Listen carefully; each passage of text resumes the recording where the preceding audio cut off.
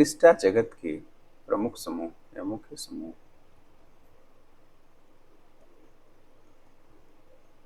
Protista जगत के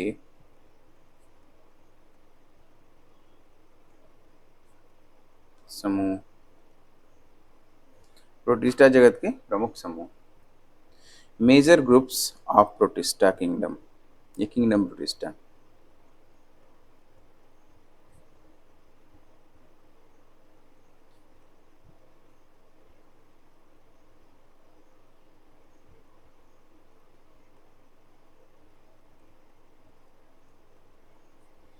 major group of kingdom Protista. एक फ्लो चार्ट बनाएंगे हम लोग बच्चों, ठीक। 3 समूह होते हैं प्रोटिस्टा के।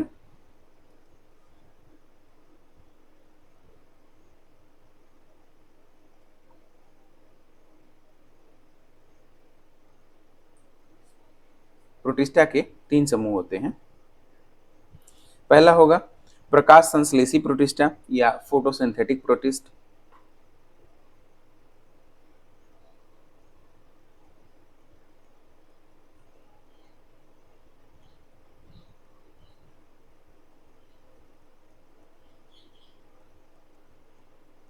बच्चों, इसमें वो प्रोटिस्ट आ जाते हैं जो अपना भोजन प्रकाश संश्लेषण के द्वारा बना लेते हैं, ठीक।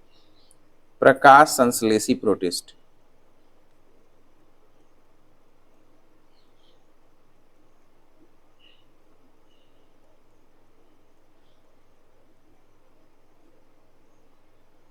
दूसरा जो ग्रुप है वो है उपभोक्ता अपघटक प्रोटिस्ट। उपभोक्ता अपघटक protist, consumer decomposer protist. Consumer decomposer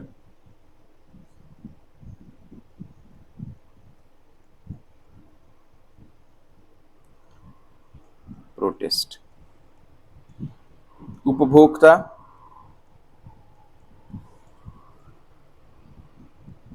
अपघटक protist.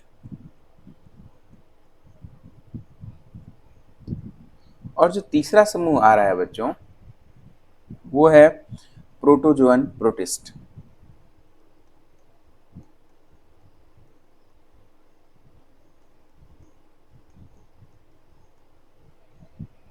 Protozoan protist.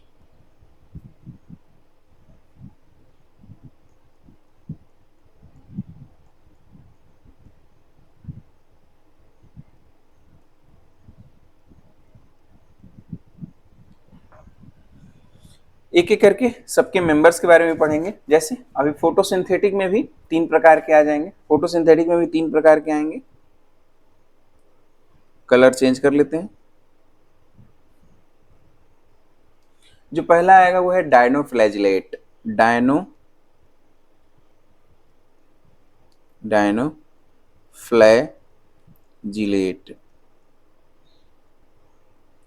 Dinoflagellate.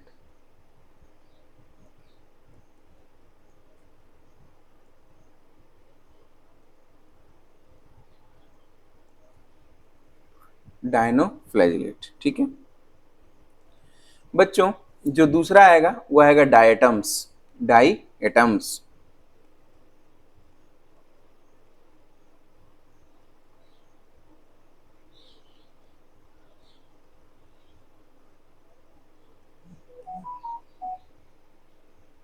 Diatoms, ठीक है।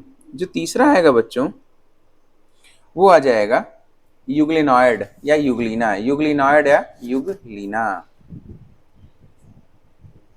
यूग्लिनॉइड या यूग्लिना।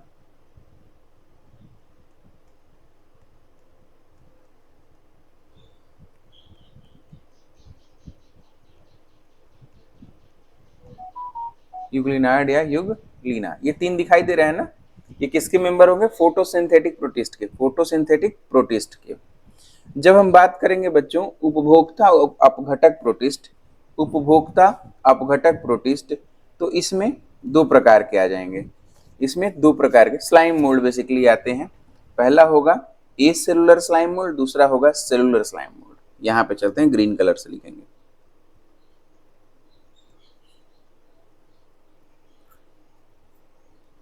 ए सेलुलर स्लाइम मोल्ड या सेलुलर स्लाइम मोल्ड, अकोशिकीय स्लाइम मोल्ड या कोशिकीय स्लाइम मोल्ड।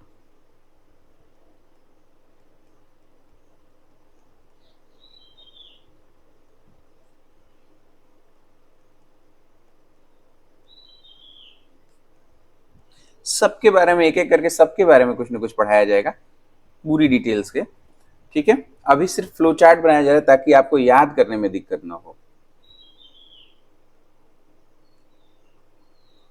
ये हो जाएगा कोशिकीय स्लाइम मोल्ड।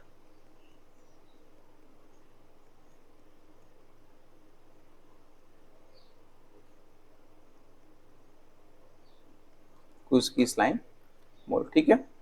अब आते हैं, हम बात करते हैं प्रोटोजोअन प्रोटिस्ट के बारे में। प्रोटोजोअन प्रोटिस्ट के बारे में बेसिकली ये 4 ग्रुप्स में बांटे गए अंदर जाकर के। ब्लू कलर से बना देंगे इसको। इसका जो पहला है वो हो जाएगा जू फ्लैजिलेटा, पहला है जू फ्लैजिलेटा।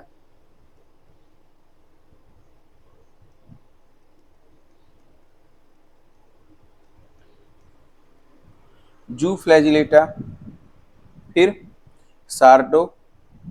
सार्कोडाइना, जू फ्लैजिलेटा फिर सार्कोडाइना,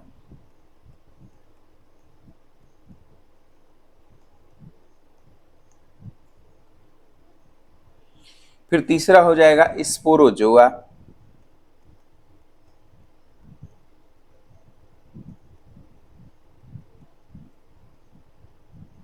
और चौथा हो जाएगा सीलिएटा।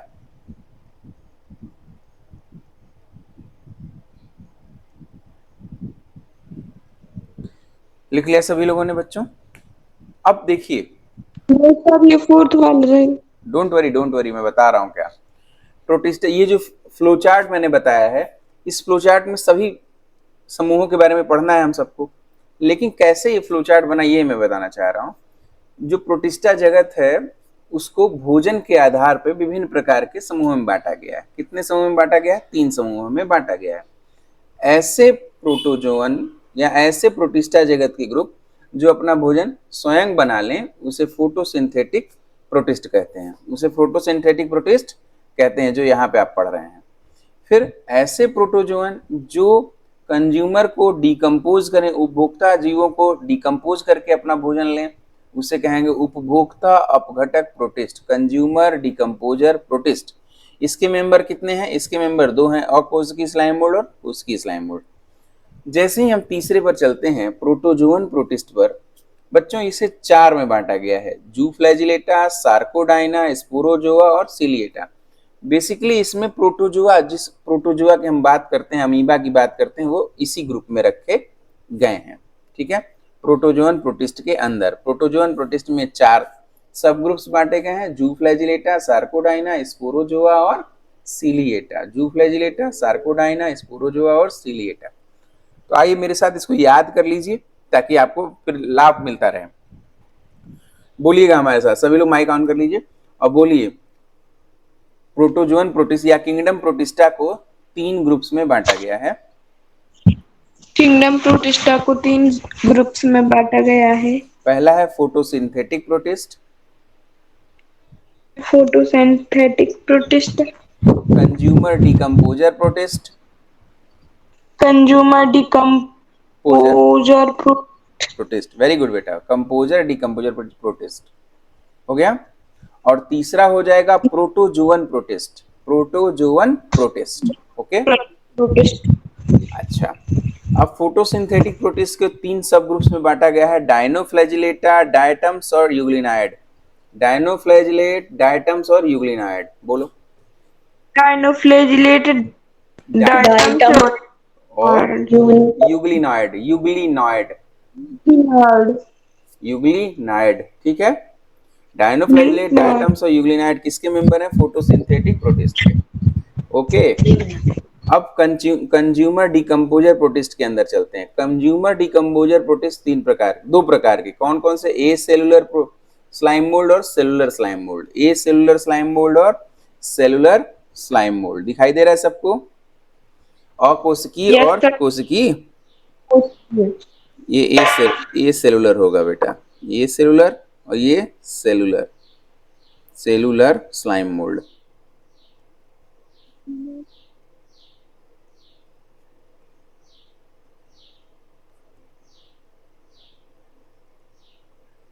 दिखाई दे रहा है ना सबको बेटा? अच्छा, प्रोटोजोअन प्रोटिस्ट को 4 भागों में बांटा गया है या 4 ग्रुप सब ग्रुप्स में बांटा गया है। कौन कौन सा? जू फ्लैजिलेटा, सार्कोडाइना, स्पोरोजोआ, सिलिएटा। बोलो। जू फ्लैजिलेटा, सार्कोडाइना, स्पोरोजोआ, और लिपी, सिलिएटा, लिपी। सिली बेटा, सिलिएटा, सिलिएटा। ठीक है, सिलिएटा समूह में बांटा गया। अब आइए बात करते हैं डायनोफ्लैजिलेट्स की। ठीक है, डायनोफ्लैजिलेट्स प्रकाश संश्लेषी में भी चलेंगे। तो पहले प्रकाश संश्लेषी हेडिंग डालिए, फोटोसिंथेटिक प्रोटिस्ट हेडिंग डालिए, फिर इसमें चलते हैं। हेडिंग है प्रकाश संश्लेषी प्रोटिस्ट। सर थोड़ा ऊपर कर दो, हम स्क्रीनशॉट ले रहे हैं ऊपर की। अरे लिख नहीं पा रही, आराम से लिख लो, लिख लो बिटिया।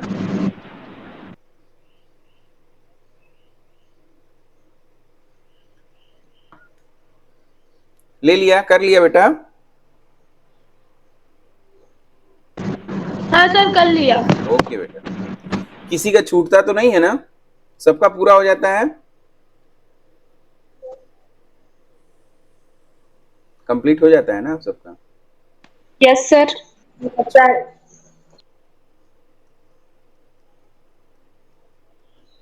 पहली हेडिंग डालिए प्रकाश संश्लेषी प्रोटिस्ट, फोटोसिंथेटिक प्रोटिस्टा।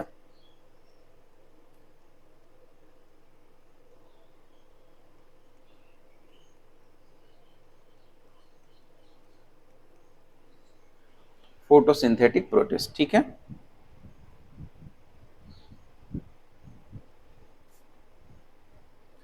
इस समूह में ऐसे प्रोटोजोअन आते हैं या ऐसे प्रोटिस्टा के जीव आते हैं जो अपना भोजन स्वयं बनाते हैं।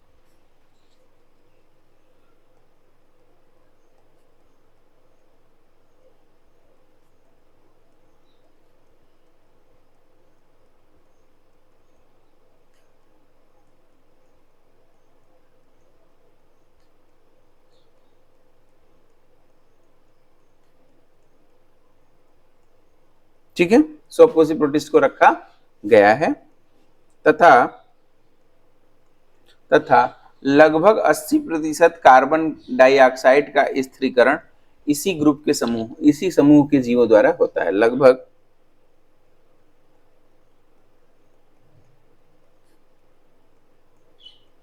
80% कार्बन डाइऑक्साइड CO2 का स्थिरीकरण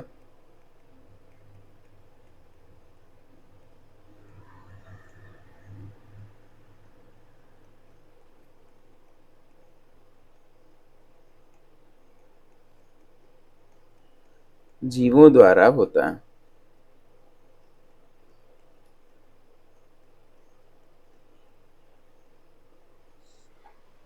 जीवों द्वारा होता है, ठीक है। आइए इसके बारे में बात करें। इसमें भी 3 में बांटा गया था। कौन कौन से 3 थे बच्चों? डायनोफ्लैजिलेट, डायटम्स और यूग्लिनॉइड। तो पहला जो ग्रुप है या समूह 1 है उसे क्या कहेंगे? डायनोफ्लैजिलेट्स। हेडिंग डालिए डायनोफ्लैजिलेट्स। ए, इसको ए नंबर डाल के लिख लेते हैं, डायनोफ्लैजिलेट।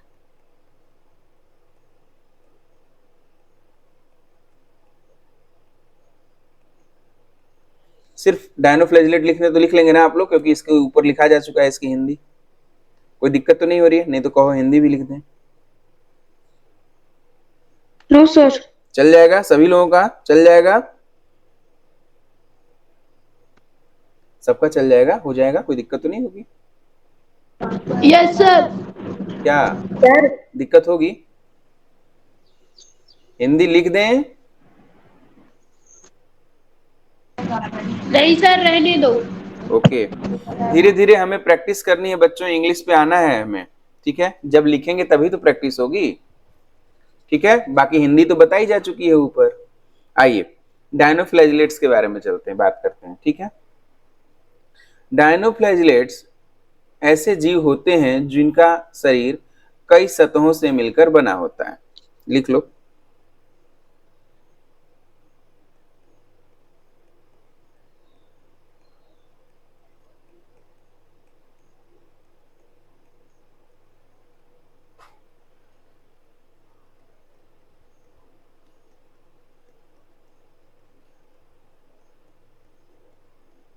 ऐसे जीव होते हैं जिनका शरीर कई सतहों से मिलकर बना होता है।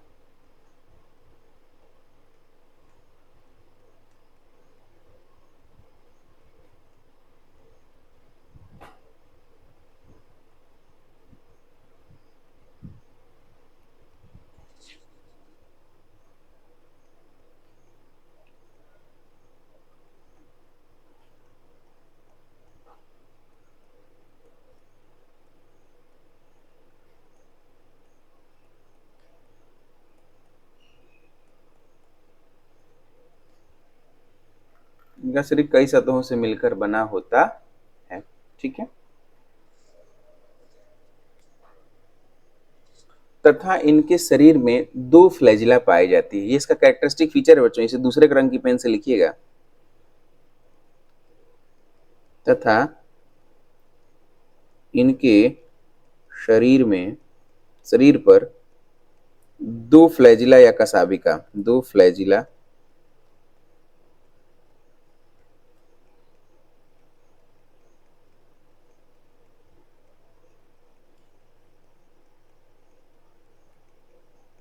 पाई जाती है। एक फ्लैजिला शरीर की लंबवत दिशा में तथा दूसरी शरीर के पार्श्व दिशा में। एक फ्लैजिला शरीर की लंबवत दिशा में या दूसरी शरीर के पार्श्व दिशा में खांचे के पास। फिगर में बाद में बना रहा हूं। पहली फ्लैजिला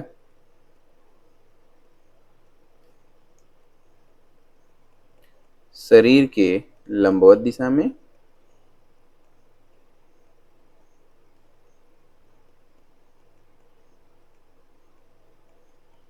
तथा दूसरी शरीर के पार्श्व दिशा में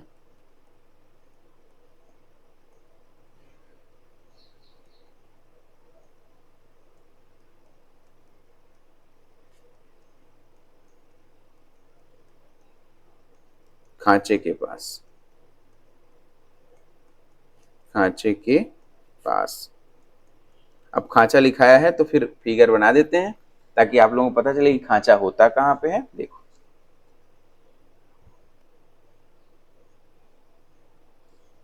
ठीक है।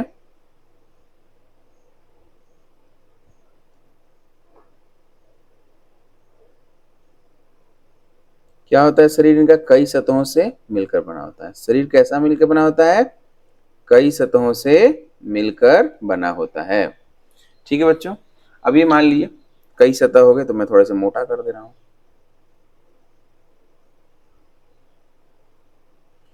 कई सतह हो गई ना, तो मोटा दिखेगा कि नहीं दिखेगा, बताओ।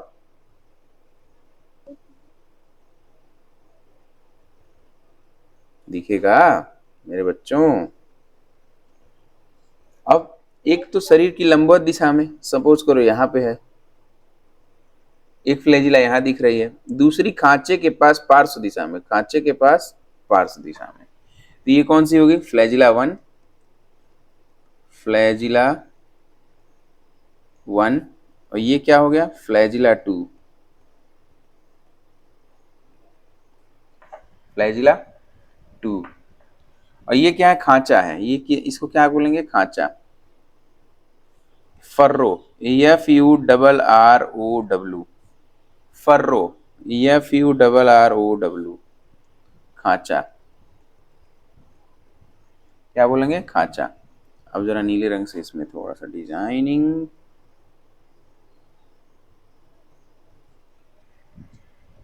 ठीक।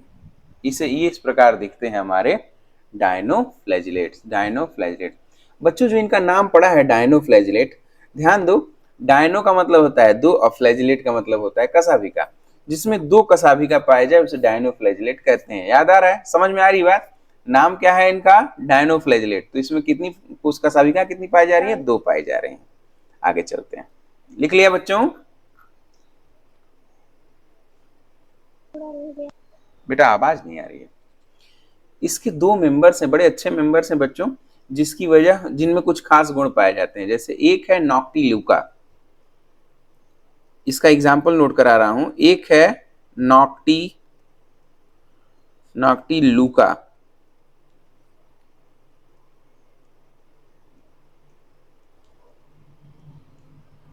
नॉक्टिल्यूका।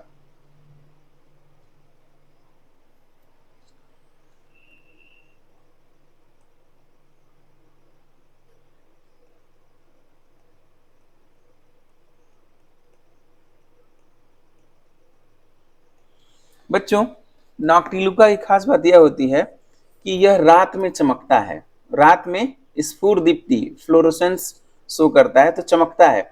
जब रात में ये चमकता है बच्चों लाल रंग का, कैसा चमकता है ये? लाल रंग का चमकता है। तो पूरा इसमें मान लो इस समुद्र में बहुत ज्यादा की संख्या में पाए जाते हैं और सब के सब लाल रंग के चमकने लगे, तो पूरा समुद्र जो है लाल नजर आता है। पर उस ऐसा लगता है अंधेरे में कि पूरे शरीर मतलब समुद्र में कोयला जला हुआ है, लाल रंग। कोयला जलता है तो कैसा दिखता है? रात में लाल रंग का दिख जाता है ना। तो वैसे ही पूरे समुद्र में कोयला जला के रख दिया गया है, इसीलिए इसे फायर ऑफ द ओशियन कहा जाता है। फायर ऑफ द ओशियन कहा जाता है, या fire algae of the ocean कहा जाता है। तो अब बहुत इंपॉर्टेंट है बेटा, अक्सर कंपटीशन में पूछता है कि कौन सा डायनोफ्लैजिलेट फास्फोरेसेंस या स्फुरदीप्ति शो करता है? नॉक्टिल्यूका।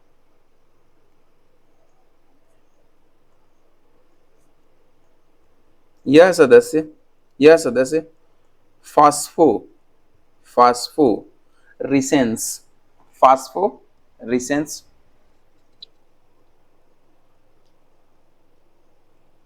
फास्फोरिसेंस प्रदर्शित करता है।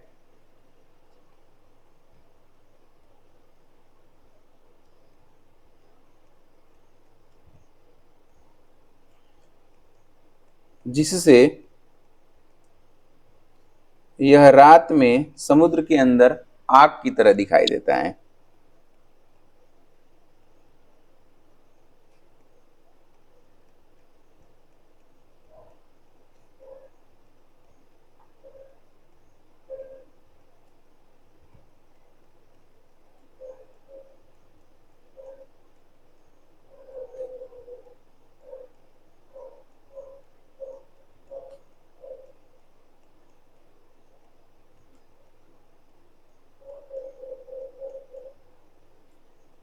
इसलिए इसे अग्निशैवाल या fire algae of the ocean कहा जाता है।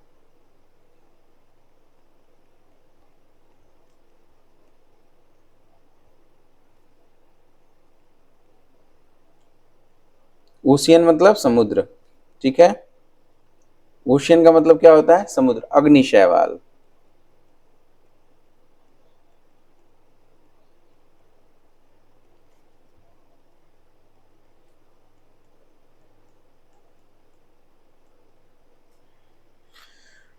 लिख लिया बच्चों?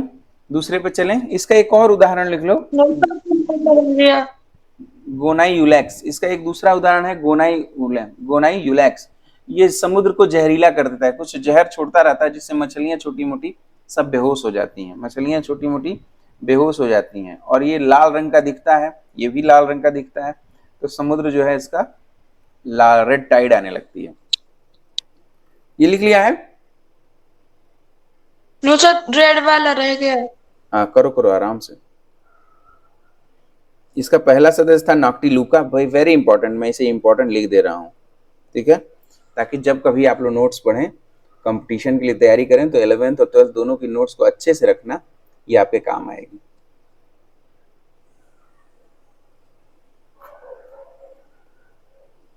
दूसरा सदस्य है आपका गोनाई यूलैक्स। गोनाई यूलैक्स गोनाई यूलैक्स गोनाई यूलैक्स गोनाई, NAY, यूलैक्स, गोनाई यूलैक्स।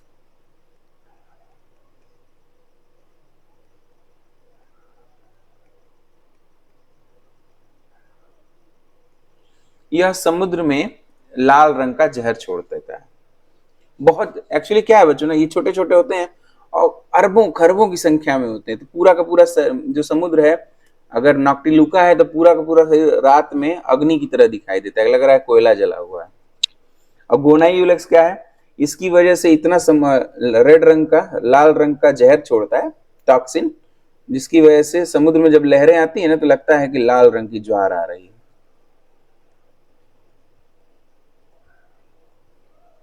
यह समुद्र में लाल रंग का जहर छोड़ता है। अब मान लो एक से तो होगा नहीं, लहर आने का मतलब अरबों खरबों की संख्या में है, तो लहर ज्यादा ज्यादा मात्रा में हो जाएगा, बूंद बूंद से ज्यादा हो जाता है ना। सर ये गोनाई यूलेक्स उदाहरण है क्या? हाँ बेटा, ये सब उदाहरण ही तो चलो, देखो फॉर एग्जाम्पल नोट है, यहाँ देख रही हो। हाँ सर।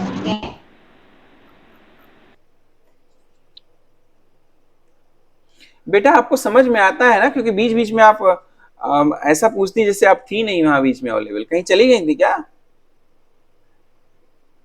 समझ में आ रहा है? हाँ सर। चलो ठीक है, समझ हाँ में आ आना। रहा है सर। ओके बेटा। यह समुद्र में लाल रंग का जहर छोड़ता है, जिससे लहरें लाल रंग की दिखाई देती हैं, लहरें लाल रंग, या जिससे समुद्र की लहरें लाल रंग की दिखाई देती हैं।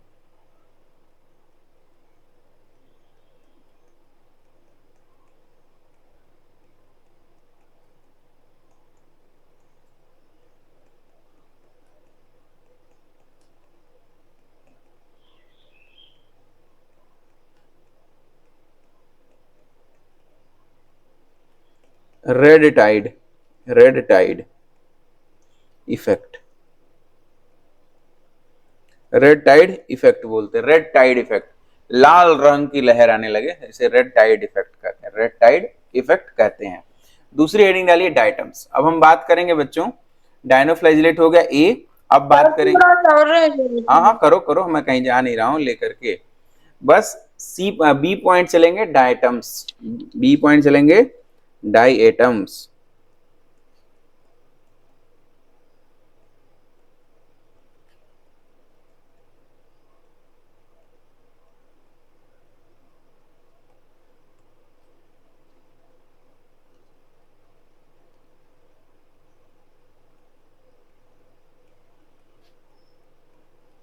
बी पॉइंट है डायटम्स।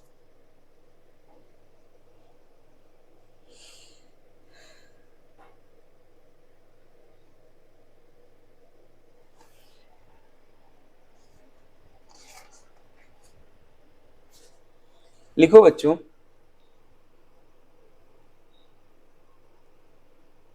ये जीव समुद्र में पादप प्लवक या फाइटोप्लैंक्टन्स कहे जाते हैं। ये जीव समुद्र में पादप प्लवक या फाइटोप्लैंक्टन्स कहे जाते हैं।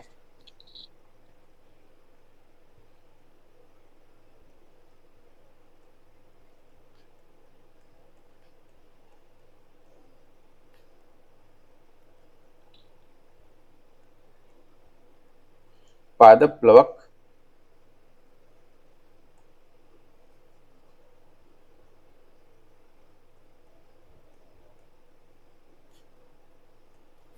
या फाइटो प्लैंक्टन, PLANKTON, फाइटोप्लैंक्टन कहे जाते हैं।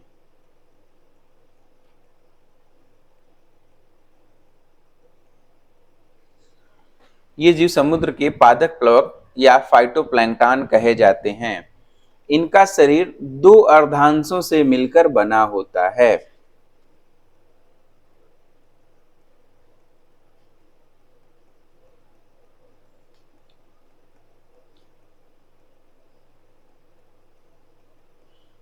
अर्धांशों का मतलब बेटा आधा आधा दो हिस्सा मिलके, आधा आधा दो हिस्सा मिलेगा तो ये बन जाएंगे। अर्धांशों से मिलकर बना होता है।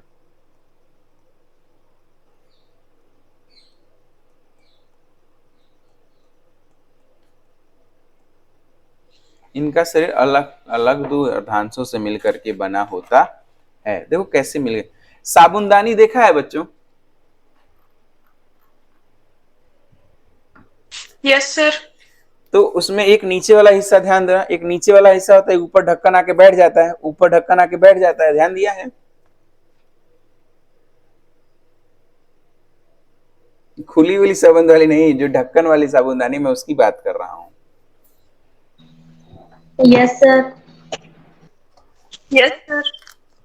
मैं तुम लोगों के लिए साबुनदानी ले करके आया हूं। देखो ये साबुनदानी दिखाई दे रही है, ये अलग रहती, मान लेते हैं ये अलग हो, ये हमारे वाले में जुड़ी हुई है, इसमें साबुन नहीं लगा है, डोंट वरी, मैं नया लेकर के आया था।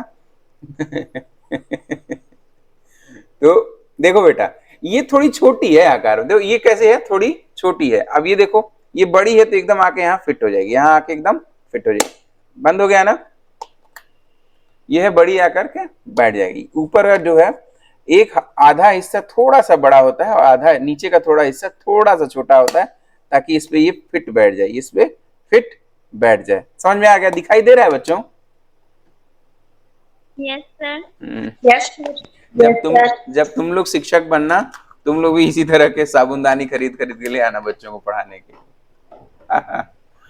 चलो तो अब कैसे बैठता है समझ गए आप लोग? फिगर बना रहा हूं, देखो ध्यान से।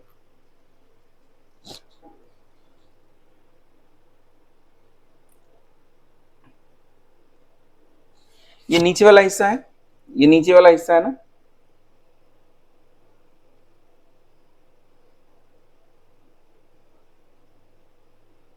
ठीक। अब ऊपर वाला हिस्सा क्या होगा? थोड़ा सा बड़ी साइज का हो जाएगा। ऊपर वाला हिस्सा थोड़ा सा बड़ी साइज का होगा।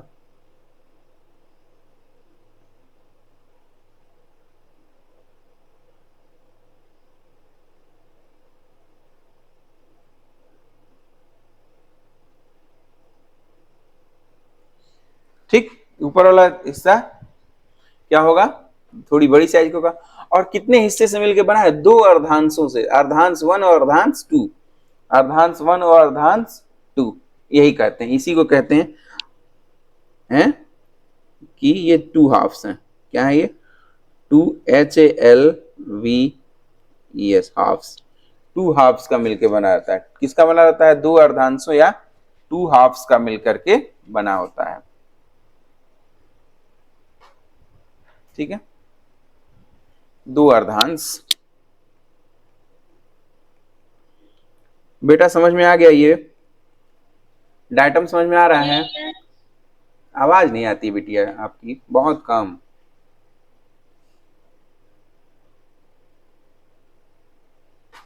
चलो अब डायटम्स के बारे में लिखो। कोई बात नहीं, मैं ये पता है कि जहां डाउट होगा आप हमसे पूछ लेंगे, ठीक है? जहां डाउट होगा आप हमसे पूछ लेंगे। बच्चों ये समुद्र में इतने ज्यादा संख्या में, पहले तो इनका रंग क्या होता है? हल्का ब्राउनिश या गोल्डन रंग का, हल्का ब्राउनिश या गोल्डन रंग का होता है। और समुद्र में अगर इनकी संख्या बहुत ज्यादा बढ़ जाए तो पूरा समुद्र जो है सुनहरा नजर आता है, पूरा समुद्र जो है सुनहरा नजर आता है। गोल्डन एल्गी के नाम से भी इन्हें जाना जाता है। लिख लो,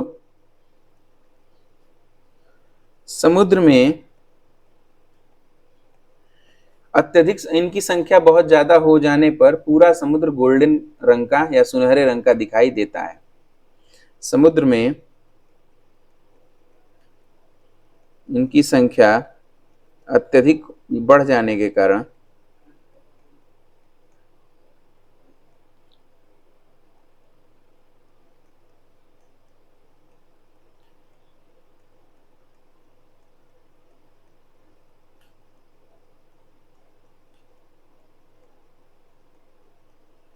पूरा समुद्र सुनहरे रंग का दिखाई देता है।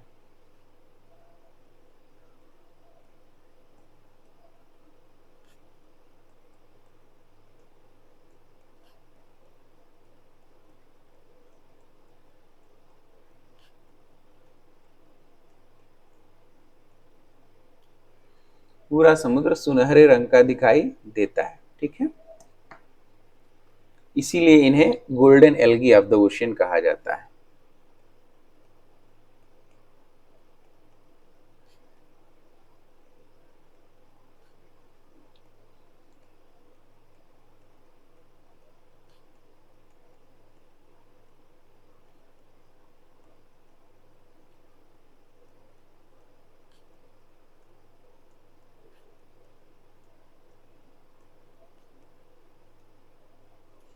ठीक, golden algae of the ocean कहा जाता है।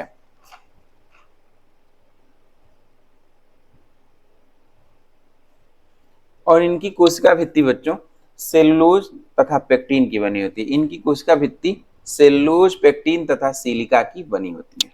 लिख लो, ये जो दिखाई दे रही है ना बच्चों, ये और ये इनकी कोशिका भित्ति कही जाती है। तो कोशिका भित्ति सेलुलोज, पेक्टिन तथा सिलिका की बनी होती है।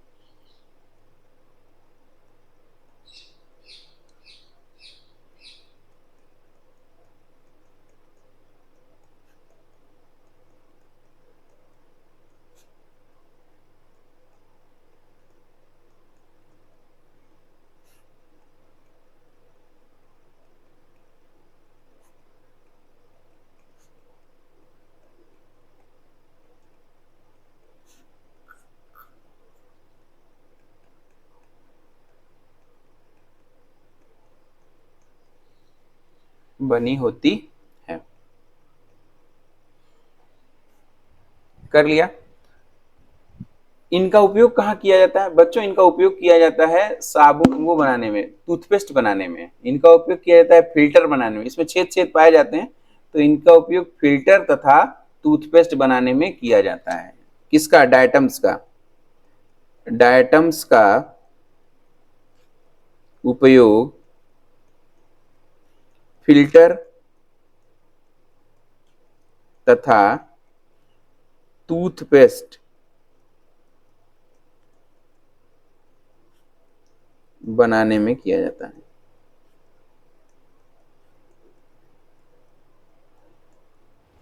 अच्छा, अब तीसरा सी लिखते हैं, यूग्लिनॉइड या यूग्लिना के बारे में पढ़ते हैं। बहुत इंटरेस्टिंग है ऑर्गेनिज्म यूग्लिना। सी लिखिए, यूग्लिना या यूग्लिनॉइड।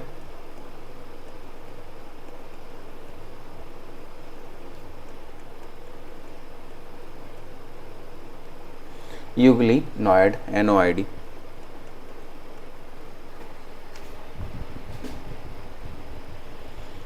बच्चों, यूग्लिना एक बड़ा इंटरेस्टिंग जीव है जिसमें जो है पादप तथा जंतु दोनों के गुण पाए जाते हैं। लिखते जाओ साथ साथ। यूग्लिना में पादप तथा जंतु दोनों के गुण पाए जाते हैं।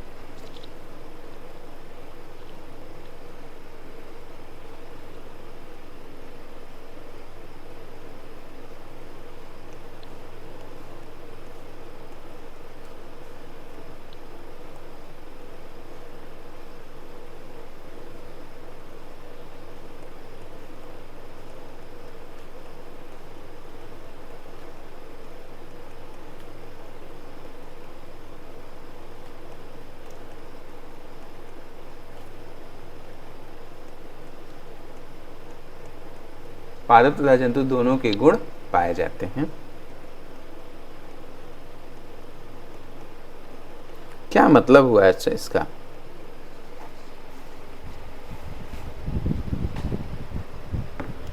कुछ नहीं बच्चों, इसका एक ही मतलब है, यह जो अपना भोजन है इसमें क्लोरोफिल पाया जाता है, ये अपना भोजन स्वयं बना लेता है। परंतु जब भोजन नहीं अवेलेबल रहता है, जब सूरज का प्रकाश नहीं रहता है, तो ये क्या करता है, ये जंतुओं की तरह खाना भी खा लेता है।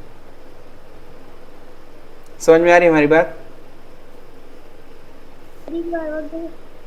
सुनाई नहीं दे रहा बेटा?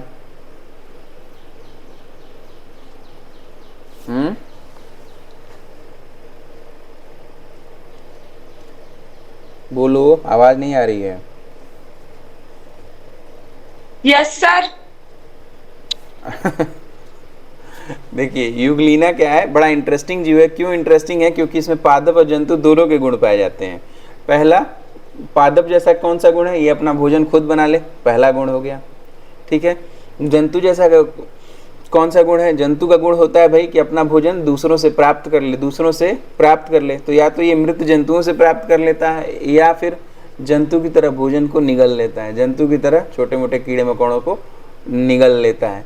इसीलिए युगलिना में पादप तथा जंतु दोनों के गुण पाए जाते हैं। क्लियर हो गया सबको?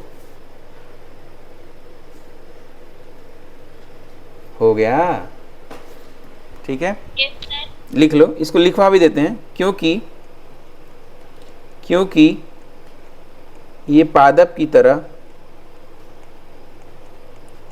तरह सूर्य की उपस्थिति में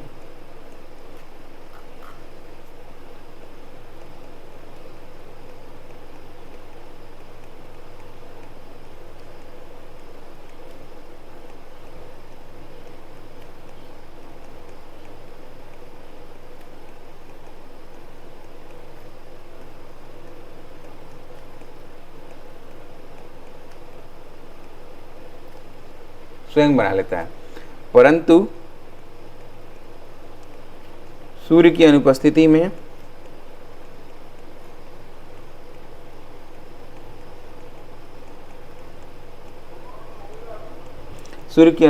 में ये अपना भोजन या तो मृत जंतुओं से प्राप्त करता है या सामान्य अवस्था में निगल लेता है भोजन को।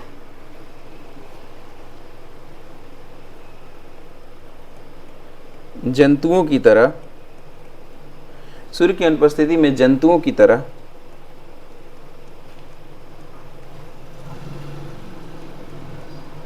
या तो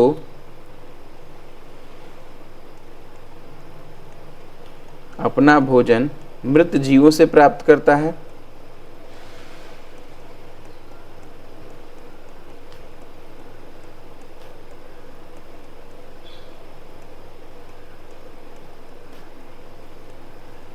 या फिर निगल लेता है, जंतुओं की तरह निगल लेता है।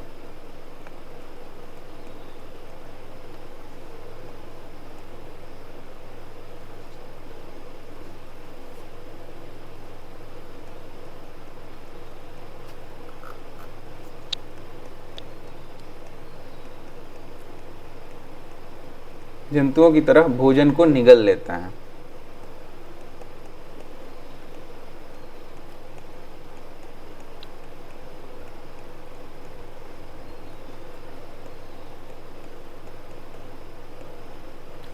जंतुओं की तरह भोजन को निगल लेता है।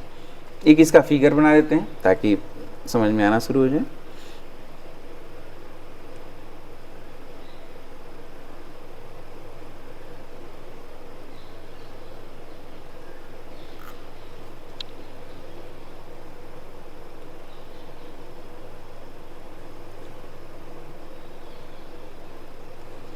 ठीक है, इसमें दो फ्लैजिलम पाए जाएंगे। इसमें बच्चों दो फ्लैजिलम पाए जाएंगे, एक ये लॉन्ग फ्लैजिलम और एक यहीं पे एक छोटा फ्लैजिलम भी पाया जाता है। ये छोटा फ्लैजिलम भी यहाँ पाया जाता है। ठीक है, इसको बोलेंगे लोकोमोटरी फ्लैजिलम, लोकोमोटरी फ्लैजिलम और शॉर्ट फ्लैजिलम, ये बगल वाला।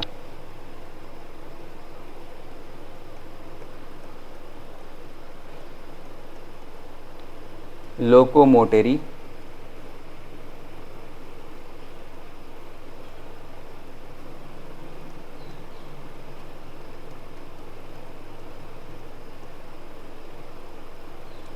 और ये क्या है? शॉर्ट मतलब छोटा, शॉर्ट मतलब छोटा फ्लैजिलम।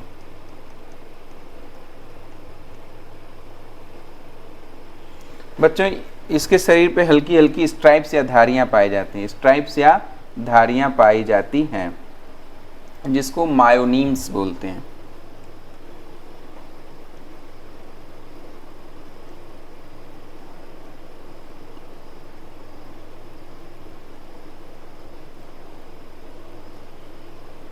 इसको क्या बोलते हैं? मायोनीम।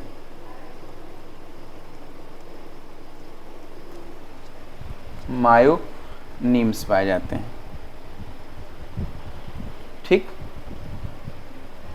जो इसकी बाहर की लेयर है बच्चों, इसकी कोशिका भित्ति को पेलिकिल बोलते हैं। इसकी कोशिका भित्ति को पेलिकिल, इसकी कोशिका भित्ति को क्या बोलते हैं? पेलिकिल बोलते हैं, पेलिकिल बोलते हैं। फिगर शोइंग माने आकृति दिखा रही है क्या? युगलीना। युगलीना आकृति क्या दिखा रही है? युगलीना को दिखा रही है। आकृति क्या दिखा रही है? युगलीना को दिखा रही है। अच्छा बच्चों, अब हम चल रहे हैं उपभोक्ता अपघटक प्रोटिस्ट के विषय में पढ़ने के लिए। उपभोक्ता अपघटक प्रोटिस्ट के विषय में पढ़ने के लिए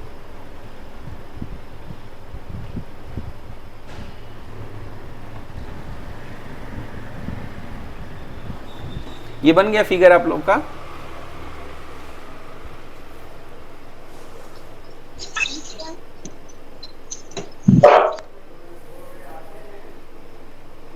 बच्चों बना लिया?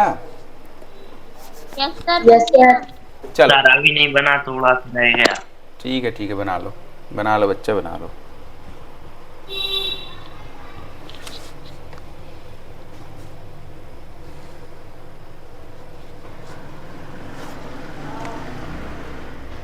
चलो बच्चा जल्दी कंप्लीट कर लो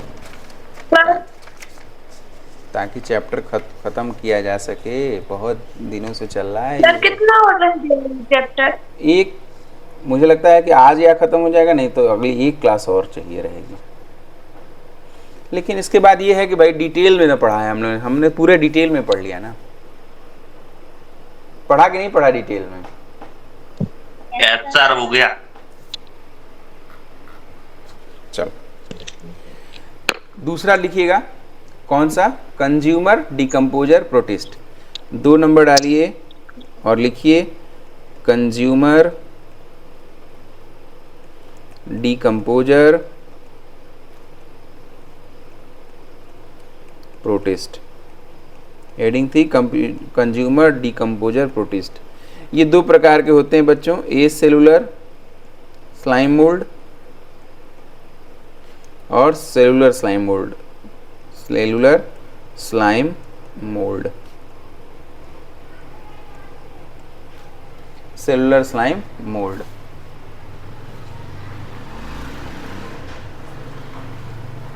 ठीक है बच्चों, ए सेलुलर स्लाइम मोल्ड, इनमें क्या होता है? कवक तथा जंतु दोनों के गुण पाए जाते हैं। कंज्यूमर डिकम्पोजर प्रोटिस्ट में ऐसे जीवों को रखा गया है जिनमें कवक तथा जंतु दोनों के गुण पाए जाएं। कवक तथा जंतु दोनों के गुण पाए जाएं। यही लिख लेते हैं। इनमें ऐसे जीवों को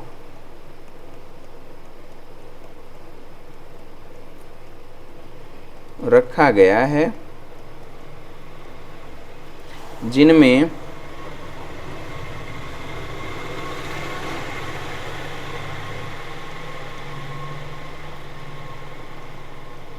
कवक तथा जंतु दोनों के गुण पाए जाते हैं।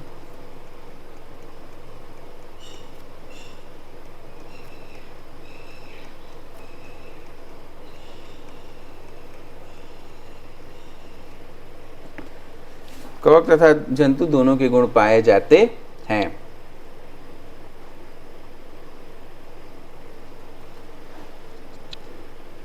कैसे भैया, क्या है ऐसे गुण इसमें? देखिए, ए सेलुलर अगर रहेगा मतलब कोई कोशिका नहीं रहेगी, केवल क्या रहेगा? साइटोप्लाज्म रहेगा। केवल क्या रहेगा? प्लाज्मा मेम्ब्रेन और साइटोप्लाज्म रहेगा। इसे नग्न बहुकेंद्रीय जीव समूह कहते हैं। लिख लो ए सेलुलर, हेडिंग डालो ए सेलुलर स्लाइम मोल्ड। ए सेलुलर स्लाइम मोल्ड। 1 नंबर ऐसे या ऐसा करो, ए ही डालो, स्मॉल ए ही डालो और फिर सेलुलर को स्मॉल बी। ए सेलुलर स्लाइम मोल्ड। इसके अंतर्गत लिखें आप लोग, ये नग्न बहुकेंद्रीय द्विगुणित जीव द्रव्य के समूह होते हैं। ये नग्न में ए सेलुलर है तो नग्न होगा ना, क्योंकि कोशिका भित्ति तो उसके ऊपर पाई नहीं जा रही। ये नग्न बहुकेंद्रीय माने बहुत सारे केंद्रक पाए जाएंगे। यही कवक का क्या लक्षण है? इसमें बहुकेंद्रीय है। कवक हमेशा क्या होते हैं? बहुकेंद्रीय होते हैं। ये नग्न बहुकेंद्रीय, ठीक है। द्विगुणित, द्विगुणित का मतलब डिप्लॉयड, द्विगुणित, द्विगुणित जीव द्रव्य के समूह होते हैं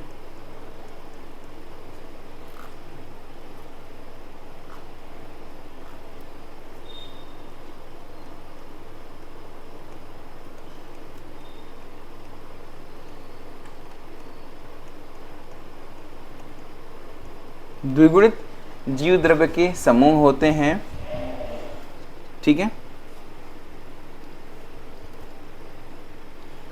अब चूंकि ये द्विगुणित हैं तो बच्चों कैसे चलेंगे, चलेंगे ये स्यूडोपोडिया के द्वारा। कैसे चलेंगे? स्यूडोपोडिया, कूटपाद के द्वारा। हमने स्यूडोपोडिया पढ़ाया है आप लोगों को।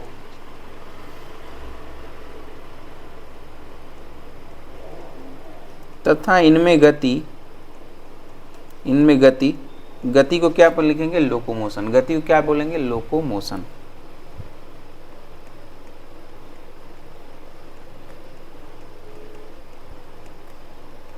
स्यूडोपोडिया, स्यूडोपोडिया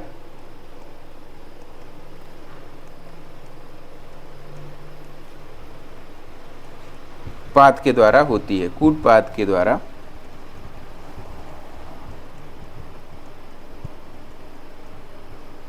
होती है, कूटपाद के द्वारा होती है। इसका एग्जाम्पल है फाइसेरम। इसका एक एग्जाम्पल नोट कर लीजिए, फाइसेरम।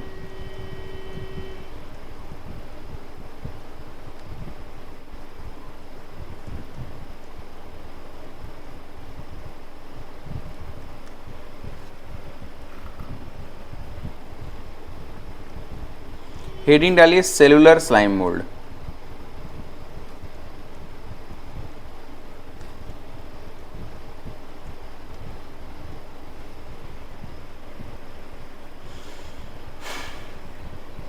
हेडिंग डालिए सेलुलर स्लाइम मोल्ड।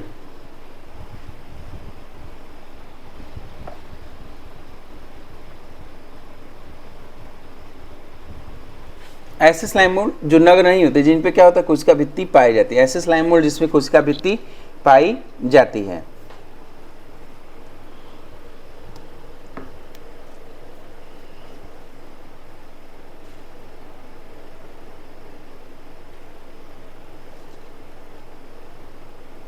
लिखो बच्चों, हो गया? आगे चला जाए।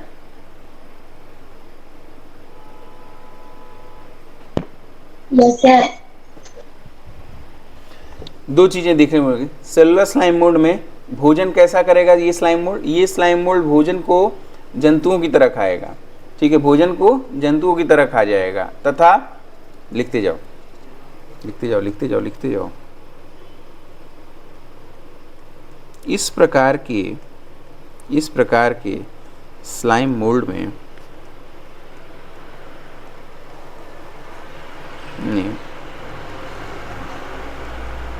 भोजन का अंतर्ग्रहण, अंतर्ग्रहण का मतलब इंजेक्शन ऑफ फूड,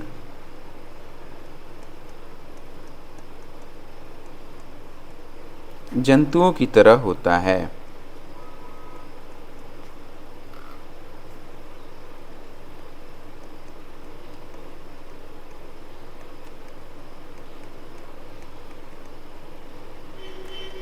तथा इनकी कायिक संरचना में कोई भी भित्ति नहीं पाई जाती।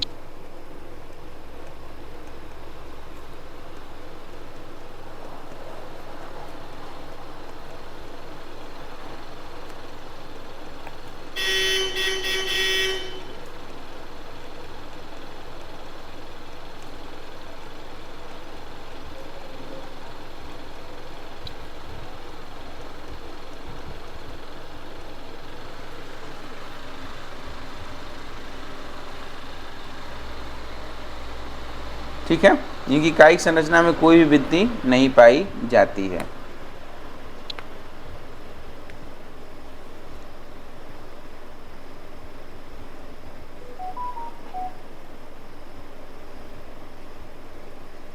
हो गया सर? यस सर, हो गया। चल अब आगे। इसका उदाहरण नोट करिए, इसका उदाहरण नोट करिए, मिक्स अमीबा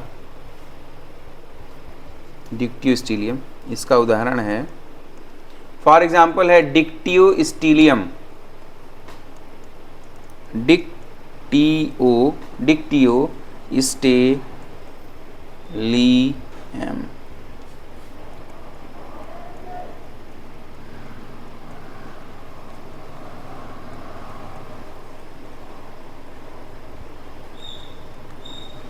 डिक्टियोस्टेलियम, ठीक है, इसका उदाहरण नोट कर लो।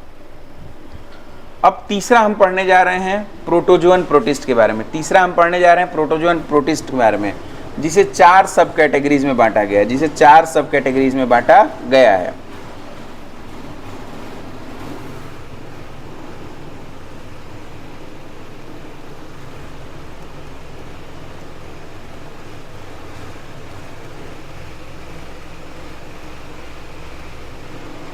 प्रोटोजोअन प्रोटिस्ट, पहला है जू फ्लैजिलेटा।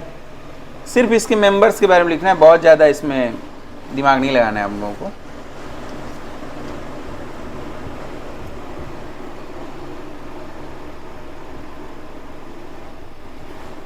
प्रोटोजोअन्स इसी में लिख लीजिए।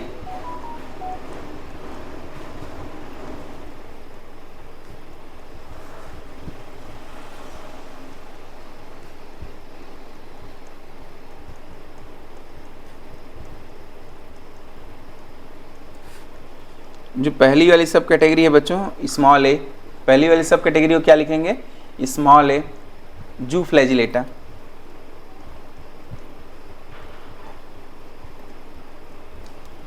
जू फ्लैजिलेटा, जू फ्लैजिलेटा, इसमें सिर्फ लिखना है कि ये जीव कुछ कुछ युगलीना की तरह दिखाई देते हैं।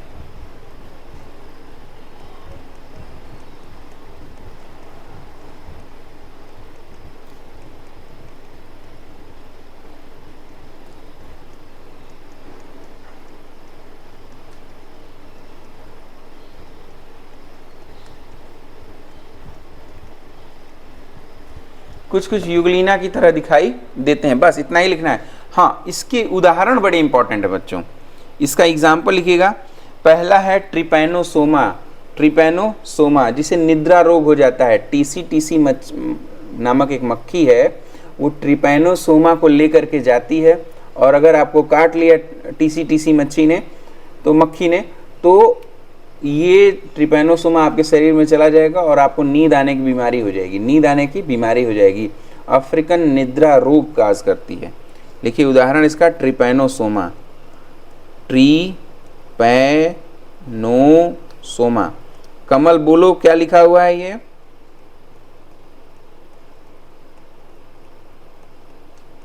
बोल जो ट्रिपैनोसोमा।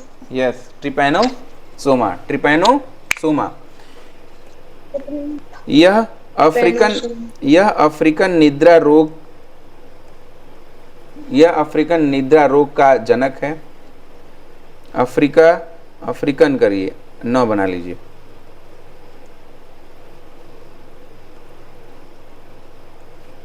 निद्रा रोग, निद्रा से समझ रहे हैं ना, निद्रा किसे कहते हैं?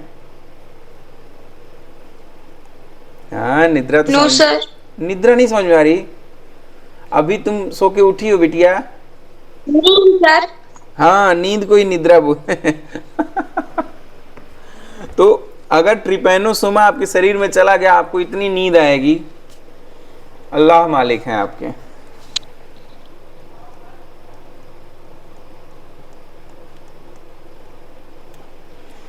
यह अफ्रीकन निद्रा रोग का जनक होता है।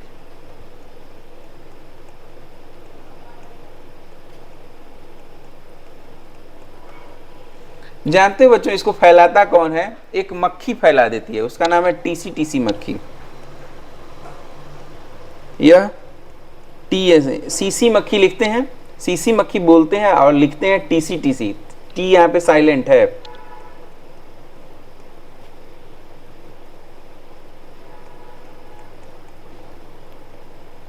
मक्खी के द्वारा फैलाया जाता है।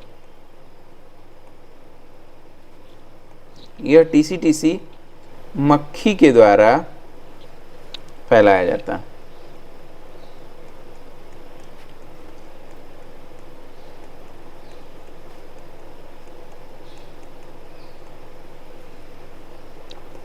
इसका दूसरा उदाहरण नोट करिए, ये भी बहुत खतरनाक है, लिस्मानिया। लिस्मानिया ये भी कालाजार रोग, मनुष्यों में कालाजार रोग जो है लिस्मानिया डेनोवनाई के द्वारा होता है। कालाजार, लिस्मानिया, लिस LEISHMANIA, लिस्मानिया।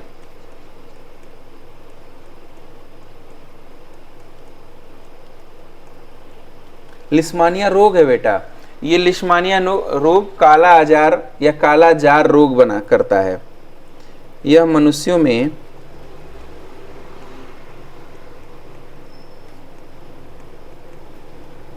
काला जार रोग उत्पन्न करता है।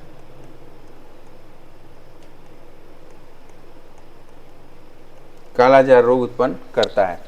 और जानते हो इसको कौन फैलाता है? सैंड मक्खी, सैंड फ्लाई।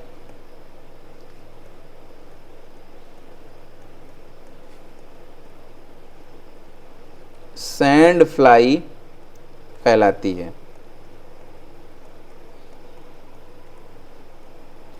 याद कर लेना बेटा, ये बहुत इंपॉर्टेंट है, कई बार परीक्षाओं में पूछा है ये दोनों। मैं इंपॉर्टेंट लिख दे रहा हूं, ठीक है?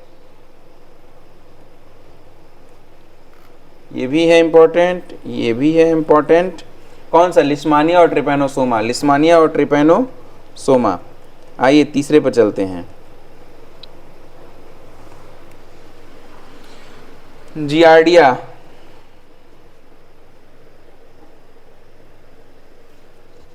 जियार्डिया एक ऐसा परजीवी है जो मनुष्यों की आंतों में ही पाया जाएगा, सिर्फ आंत में पाया जाएगा और कहीं नहीं पाया जाएगा। इसीलिए इसे great old man of the intestine कहा जाता है, क्योंकि केवल वो आंत में ही पाया जाता है। बूढ़ा आदमी कहीं जा नहीं सकता, सिर्फ इंटेस्टाइन में ही पाया जाएगा। जियार्डिया।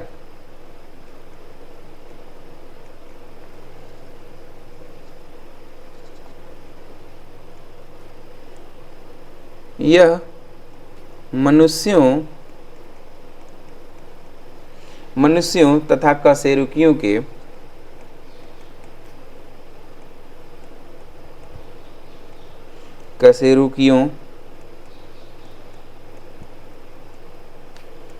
की आंतों में पाया जाता है, कि आंतों या इंटेस्टाइन आंतों में पाया जाता है।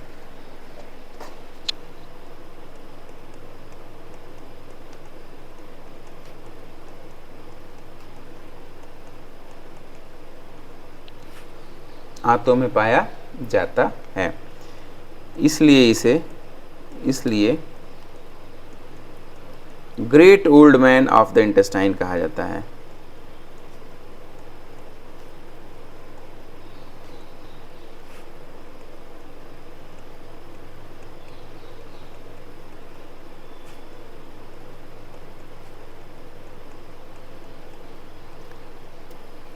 इसे great old man of the intestine कहा जाता है।